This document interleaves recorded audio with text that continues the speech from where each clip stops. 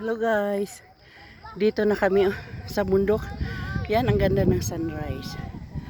Kalabas lang ng haring araw. Hinihingal ako. Ang taas. Doon pa, papunta pa kami sa taas. Yan oh.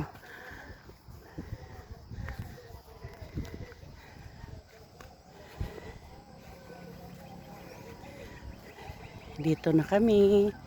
Malapit na sa pinakatuktok. Mayroon pang ano dito oh. Lemongrass. Tanim ata. Ay, hinihingal ako. Tingnan nyo. Ang ganda, nandoon na yung mga pamangkin ko. Ang ganda ng grass. Pwedeng uupo. Yan oh. Tubuhan yan oh. Nagtabas na.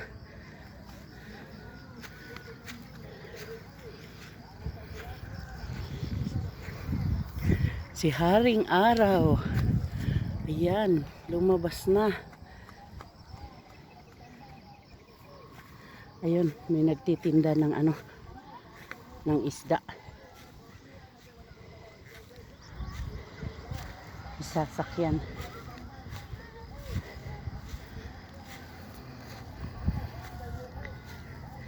Ang hirap magsasalita guys while naglalakad paakyat ng bundok at nakakahingal.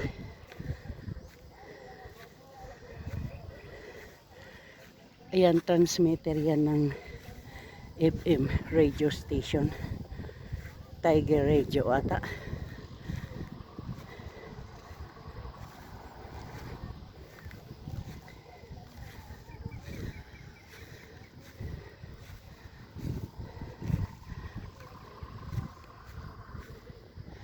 Yan oh. Ang ganda. Green na green. Yan, mga pamangkin ko. Nakaupo na sila. Ang sarap ng hangin guys. Super kalamig.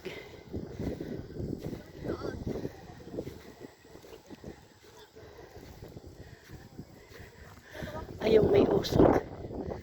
Gilingan yan ng tubo sa Busco, Bukidnon Sugar Milling Company. At saka yun, ano din, gilingan din. Crystal. Ayan guys, ano na yan, sagingan, yung sumipro. Yan, namumuha na yan na saging yan. Tubo, tapos kasaba, ayun, ano yan, poultry ng manok, yung para ano lang, itlog lang. Yan, nung isang araw yung may bundok niyan dito sa baba, I mean kahapon pala, dyan kami sa kaibigan ko kasi naghatid ako ng ano, yung atsara, ginawa ko, binigyan ko din sila kasi halos araw-araw nagpapadala sa akin ng kahit anong prutas dun sa kanila. Kaya give and take kami. Yan. Hindi ko ibabakit na dyan pamangkin ko. Wow.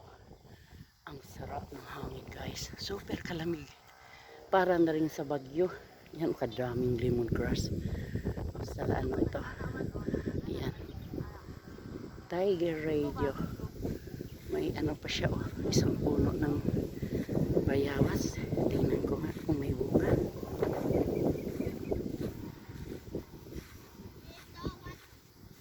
Ay, walang bunga. Super kalamig dito. Walang lamok pagka dito. Ang sarap matulog. Dati mayroon dyan banda. Mayroong kubo dyan. Kaso lakas ng hangin nilipad ang bubong kaya tinanggal na rin. Yan dati ang planong gawing airport pero kulang siya para sa runway kaya hindi natuloy dito sa Bukidnon nilipad ngayon doon sa may Don Carlos kalagitnaan doon Maramag, Bukidnon. Doon lang siya banda. Ayan, sa unahan yan. Nandun yung airport ng Bukidnon. So, nandito banda. Straight. Ayan. Doon ako dati nagtrabaho. Sa kaya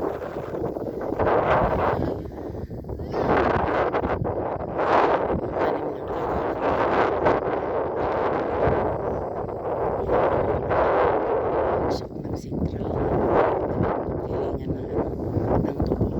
Ito na yung Muswan Pink. Ayan.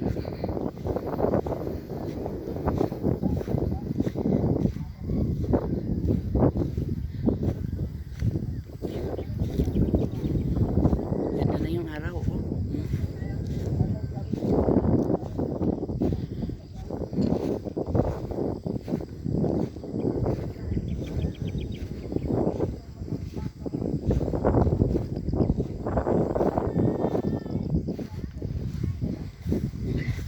Kain na yung mga pamangkin ko doon. Kadaming nagtitinda dito ng guys, yung isda. May sasakyan. Ayan siya yung malapitan ang ganda. Yan dyan sa baba. Dairy. Nagbibinta sila dyan ng fresh na milk at saka gumagawa din sila ng choco milk. Yan dyan banda, nandyan yung Central Mindanao University. Ito yung forestry department nila. Ayan dyan, may kakahuyan. So ito part ng mga yung ibang mga tao, yung mayayaman na hindi na nila kayang sa farm nila, pinaupahan nila yung lupa nila per hectare, taniman ng saging pang export China, sa Japan at saka sa Middle East din. Kaya minsan yung mga kinakain naming doon, yung saging galing dito. Ayan, maluwag-luwag na rin yung nila, area ng Sumipro. So hanggang dito lang. Hindi na ako doon, lulusong doon banda at maraming damo.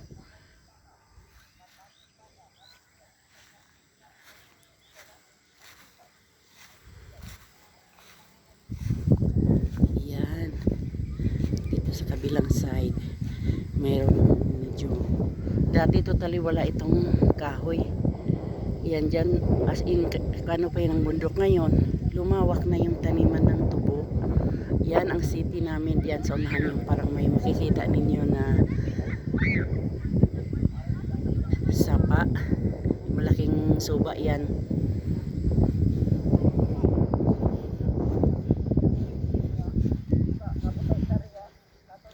Yan.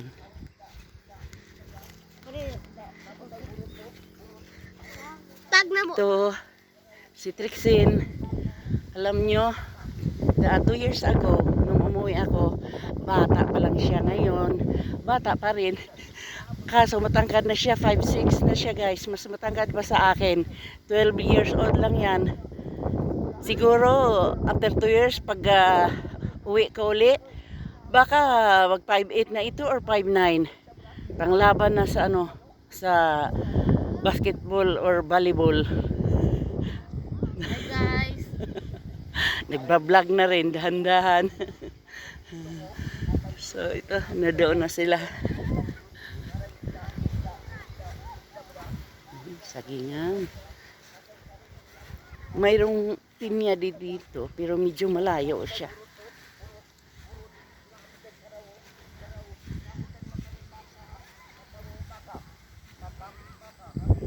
Ang ingay na nagtitinda ng ng isda. Ang gandang standbayan dito. Dati, nung high school pa ako, kami ng mga kaklase ko dito. Isang gabi dito kami natutulog, nag-tent kami. pati yung mga kasamahan namin sa choir sa San Agustin dito. Recollection. Maganda kasi. At saka kahit hindi ka na mumuskip dito kasi walang lamok sa lakas pa naman ang hangin at malamig. Wala talagang lamok dito.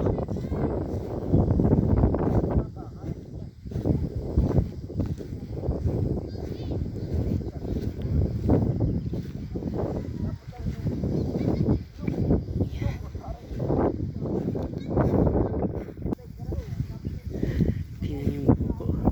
Ang gulo sa lakas ng hangin. So, antayin ko na lang yung mga pamangkin ko na babalik. O upo-upo kami. So, hanggang dito lang. Bye-bye.